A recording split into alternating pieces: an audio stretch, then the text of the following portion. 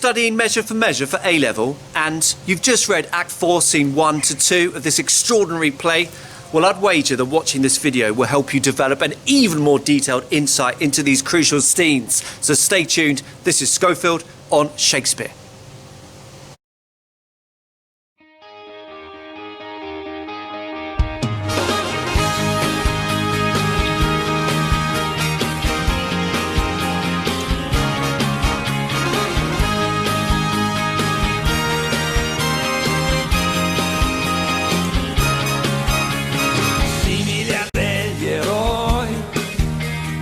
Abbiamo il cuore a strisce, portaci dove vuoi. Time for my summary of Act 4, Scene 1. Mariana seems embarrassed to be found by the Duke listening to an indulgently mournful number. The Duke responds that listening to music can often mislead and prompt immorality. When Isabella enters, the Duke takes her aside to get a juicy update. Isabella tells the panting one that Angelo has given characteristically detailed instructions for their proposed shady nighttime liaison. 2 keys are required, the big one for a wooden gate which leads into a vineyard, and a small one for a little door which leads into the garden. Isabella has insisted that the act must take place in the dark and must be speedy. A servant will lead her there and believes that the visit is a further meeting about Claudio's fate. Our powerful puppet master then urges Mariana to listen to Isabella before leaving the pair alone. Astonishingly, he resists the temptation to eavesdrop, but instead muses once again on the relationship between those in power and the ordinary civilian. The latter cannot stop themselves from scrutinising and maligning the former and projecting their own fantasies upon them. It looks like Mariana hasn't taken much persuading. Following the Duke's all too brief soliloquy, Isabella confirms that her new best friend will indeed sleep with slimy Angelo. The scene ends with the Duke reassuring Mariana that the liaison will not be as grubby or sleazy as it might first appear. By sleeping with him, she will be getting what she deserves, a lawful husband. Now let's summarise Act 4, Scene 2, God damn it. Shakespeare characteristically makes us wait to see what happens with the Angelo bed swap plots, and we have the black humour of the Provost's blunt question about Pompey's ability to cut off a head. Pompey confirms that he's happy to give it a go as Abhorsen the executioner's assistant, and manages to pop in a cheeky sexual quip into the bargain. Abhorsen is indignant at the idea of a pimp becoming his assistant. The association risks bringing the honourable profession of executioner into disrepute. But the Provost brushes aside his complaints, leaving the pair to team up initially for a trial period. Following a brief compassionate exchange between the Provost and Claudio, the disguised Duke and Provost reflect. The Provost has consistently stated that he feels Angelo is being too harsh on Claudio, and he does so again here. But the Duke ostensibly defends his number 2 and points out that Angelo himself adheres to the high moral standards that he expects from others. But, hypothetically speaking, if he were to fall from these high standards, that would be a different story. Someone knocks violently at the door. It is a messenger, instructing the Provost to follow his instructions about Claudio's sentencing to the letter. Whatever happens, the man must be executed by 4 o'clock. Even worse, to prevent any disobedience, Claudio's severed head needs to be presented to him at 5. Long-term prisoner Barnardine should also finally be executed. A dissolute chap who has been cavorting drunkenly in jail for the past 9 years, with splendid disdain in relation to how prisoners should behave.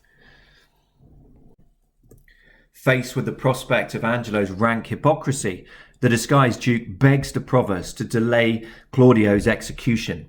and hints that the Duke will wholeheartedly support this apparent act of insubordination. In order to get round the thorny issue of having to present Claudio's head, the Duke suggests that Barnardine's head can be presented instead. Generally, even megalomaniacs don't care to inspect dead heads too carefully.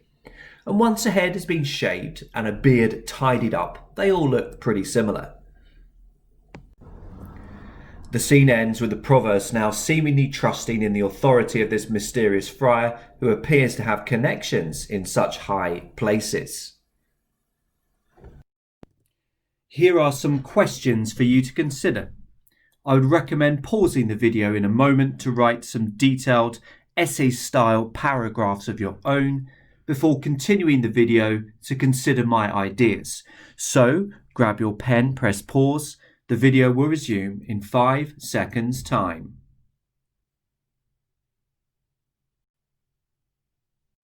Question 1. Speculate how Isabella might behave and deliver some of her lines within Act 4, Scene 1. Include quotations and references to particular productions, if possible. So why have I come up with this question? Well, I think audiences will be becoming increasingly fascinated by Isabella, from being quiet and devout to increasingly persuasive, to psychotic following a threat to her chastity. And in this scene, we see this wannabe nun involved in the nitty-gritty, the details of the sleazy plot, which, if successful, will leave Angelo thinking that he is having sex with her. So should the actress playing Isabella at times seem a little bashful, blushing, ashamed even at what she is imploring Mariana to do? Or should she just be earnest, knowing that the end absolutely justifies the means? Poor Mariana will finally be able to marry the man she has loved so unhappily for so long, and this is what counts. In her first speech in this scene, she recaps Angelo's detailed instructions on how to get into his property and where exactly they should meet. The garden is surrounded on all sides by a brick wall,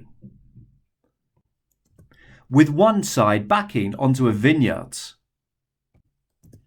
You can enter that wooden vineyard via a wooden gate made of planks using a largest key, and at this point the actress will need to brandish the aforementioned and possibly hand it over to the grasping Duke.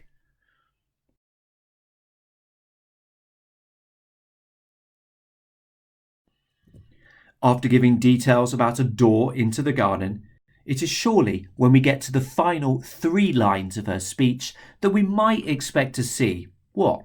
A lowered face, a slightly shamefaced bowed head, particularly mournful tones as she gets to the phrase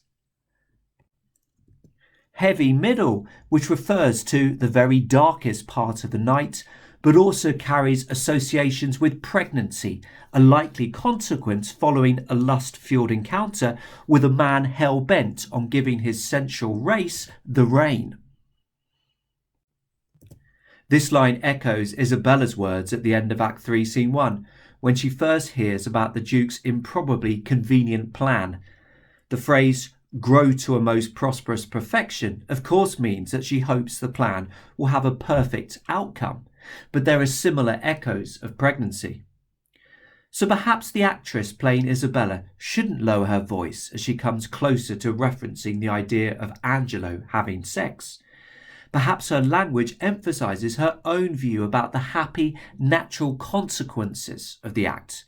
Mariana won't just end up with a man who would be forced by law to marry her, but, after 9 months, an entire family unit as well.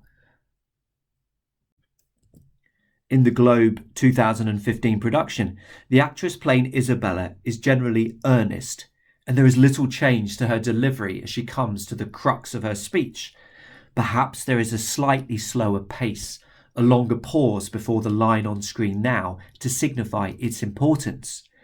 But otherwise, this is a woman who believes that she is doing morally the right thing by apparently agreeing to Angelo's sick demands, only to trick him with the substitution of Mariana's body for her own. However, Looking at this image on screen now emphasises something rather obvious. Isabella thinks that she is following the instructions of a holy man, a friar. In this plot, devoted Christians are getting together to thwart evil. In this situation, why should there be shamefaced lowerings of voice and bashful expressions? From describing Angelo's instructions to get to the love spot, Isabella then shifts to showing us and the Duke that she is able to think for herself when involved in a lying plot.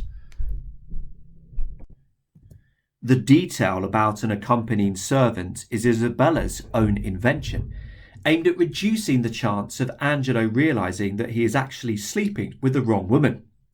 If Angelo thinks that there is a servant waiting close by, he is likely to act with greater haste and, in all likelihood, avoid the temptation to go in for a second helping. The less time he is with Mariana, the less time he will have to realise that she isn't Isabella. What we are seeing here is Isabella recounting the brazen lies she told a presumably slightly red-faced Angelo. And the impression I am getting is that Isabella, freed from the possibility that her chastity may be at threat, or that anyone else feels that she should consider using this as a bargaining tool, seems remarkably composed and poised as a key member of this plotting team. Her iambic pentameter verse seems to flow particularly well, that stays upon me whose persuasion is I come about my brother, and this contributes to a sense of Isabella's dignity and self-assurance. Yes, she has been forced to take part in this grubby plot, but there is no choice. Angelo is deceiving the entire population of Vienna with his image of perfect self-restraint and moral good order, so he must be deceived in return, essentially measure for measure. On stage, Isabella's dignity and still slightly remaining saintly aura is aided by the scenes that Shakespeare chooses not to show on stage.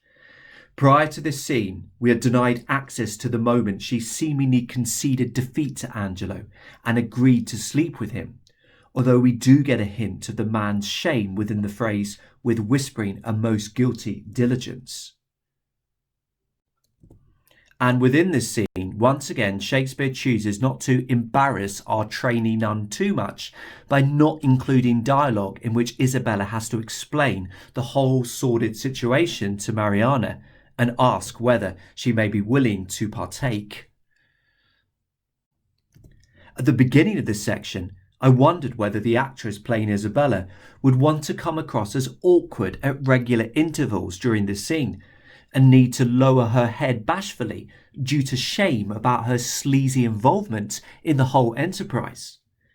Closer inspection of the scene and productions shows that this needn't necessarily be the case, with much of the detail not being given dialogue, and a sense that a deceiving measure from a man in authority must have a deceiving measure in return.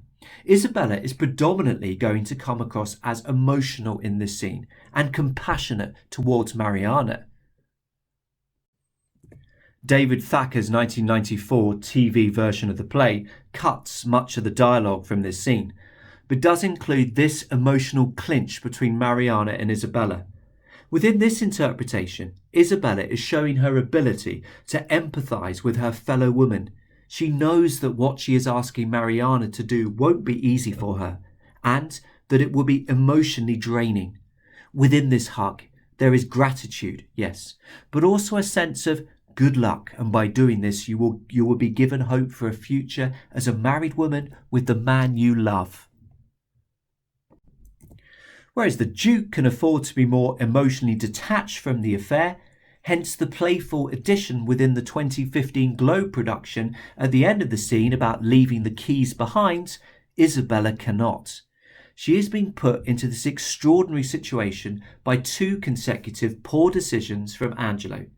Firstly, the over-the-top implementation of a disused law, resulting in the fundamentally decent Claudio's death sentence, And secondly, Angelo's decision to use his power to act upon overwhelming feelings of lust. To be able to behave in this scene with such compassionate composure points to unexpected depths of character and resilience for someone who, after all, only wanted to be left alone for a lifetime and beyond with God. Question 2. In Act 4, Scene 2, the Duke shares his surprise about the Provost's gentle nature with the audience. Explore other moments in this scene when something unexpected occurs or is said. What are the effects of these moments? Well, let's start with the Duke's own aside about the Provost.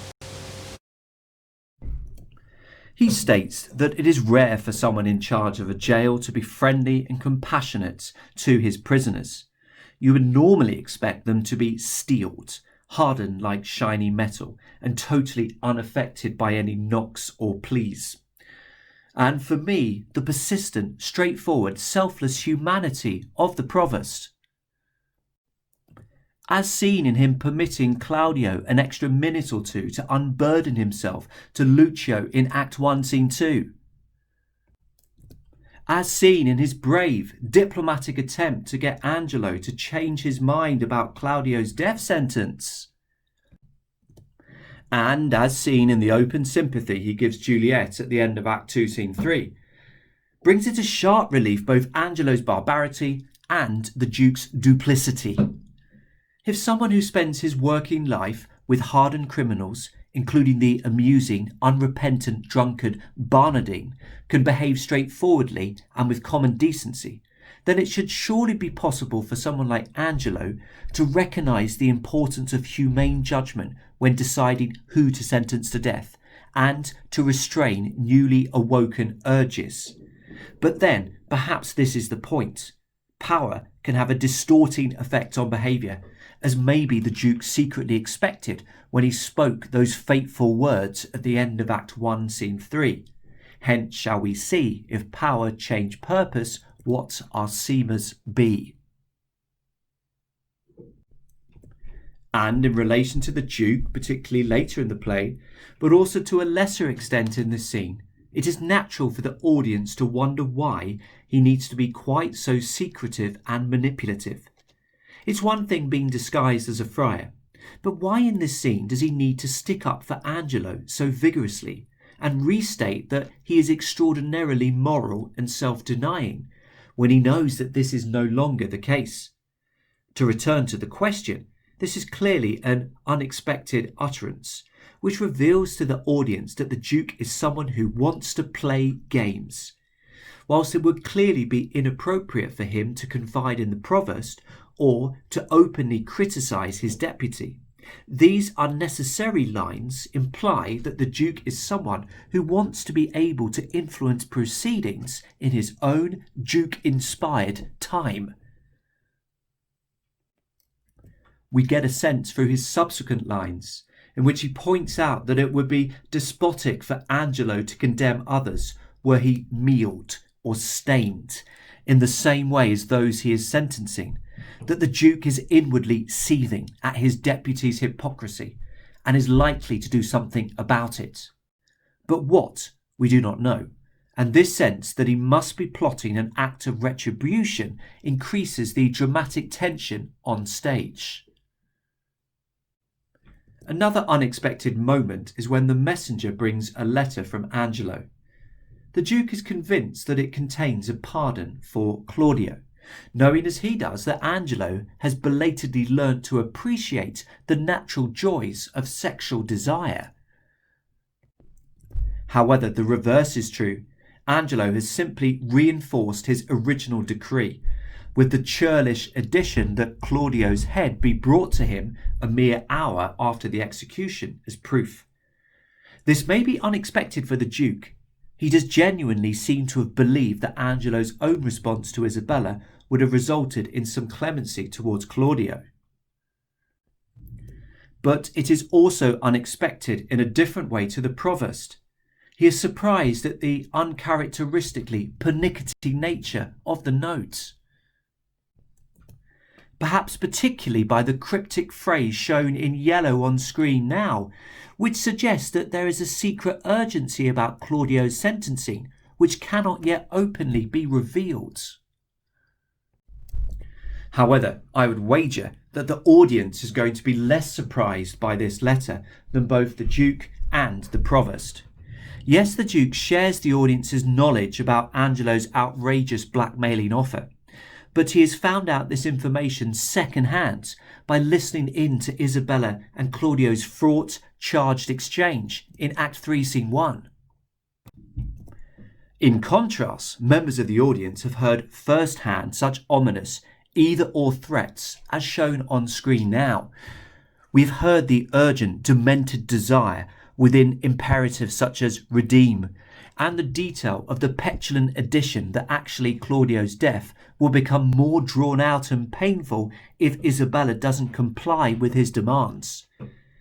Paying careful attention to Angelo's language in this scene is likely to bring home to the audience that this is a man who is no longer interested in being consistent, no longer interested in justice as a concept. He simply wants to sleep with Isabella as soon as possible, and this thought has become a driving obsession. As for sticking to his side of the bargain by saving Claudio, a man who can issue such fanatical threats is clearly not interested in any kind of fairness or sense of personal justice. Thus, in Act 4, Scene 2, it is no surprise when we find out that Angelo plans to go ahead with the plan to execute Claudio. But our excitement grows as we realise that the Duke now has even more grounds to hit back against his exposed as hypocritical deputy. How he would do it, we don't know, but it will be worth watching.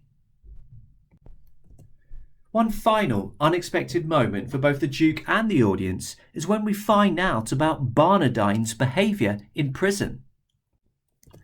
This splendid individual doesn't seem remotely bothered or frightened by the prospect of death. He seems incapable of perceiving that his hold on life is desperately fragile. And yet he himself is without any hope of immortality due to his sins. He is desperately mortal. Most surprising of all, he doesn't show any response or any flicker when faced with what looks like a warrant for his execution to go ahead. How do we as audiences react to it?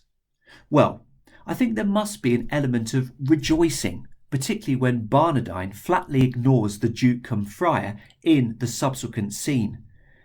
As viewers, many of us would have grown increasingly uncomfortable with the amount of underhand power the Duke has acquired following, in Lucio's words, his decision to usurp the beggary he was never born to. To find someone beyond his tentacles and faux pious lecturing is refreshing, particularly as the last person you would expect to be challenging him would be someone at the very bottom of the social pile, a self-confessed, hardened criminal. Perhaps we cheer for this unconventional underdog and have an element of sympathy for him, given the seemingly chaotic nature of governance in Vienna, which has resulted in the original leader deciding to temporarily step aside due to his own failure to maintain any decent order, and his deputy failing to act proportionately, and then getting carried away by lust. Within this city, perhaps a general amnesty is the only as well as the best way to move forwards. So, a number of unexpected moments or words in this scene. As well as the Duke being surprised by the Provost, some of us may be slightly taken aback to hear the Duke's fake gushing about Angelo, which surely isn't needed. There is the moment when we find out that Angelo has decided to press ahead with Claudio's execution, in spite of thinking that he is about to bed the nun of his dreams. And Barnardine should be an unexpected joy in any production. However, arguably the most disgusting, unexpected moment takes place not in Act 4, Scene 2, but in Act 4, Scene 3, when the Duke outrageously lies to Isabella that her brother's head has been cut off. To finish with, I thought I'd treat you to a quilter version of Mariana's tragic love song from the beginning of Act 4, Scene 1. Listening to these lyrics, her willingness to sleep with that slimy toad becomes so much more understandable. Many thanks for watching.